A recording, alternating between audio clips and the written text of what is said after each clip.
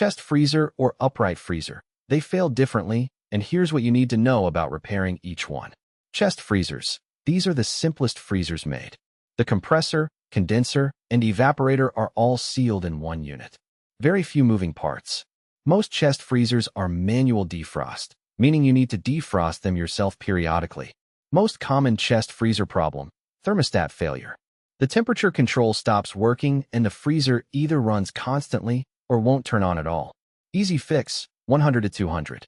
Chest freezer advantage: they last forever. 20 to 25 years is common. Because the compressor runs less and the lid seal stays tighter due to gravity, they're incredibly efficient and reliable. Upright freezers, more convenient for organization but more complex. They have evaporator fans, defrost systems, and door gaskets that work harder because the door opens from the side. Most common upright freezer problem: defrost system failure. Same as a refrigerator freezer section. Frost builds up, blocks airflow, food gets warm.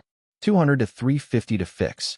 Upright freezer disadvantage: the door seal works harder because cold air falls out every time you open it. Gaskets wear faster. And the defrost system adds 3 more components that can fail.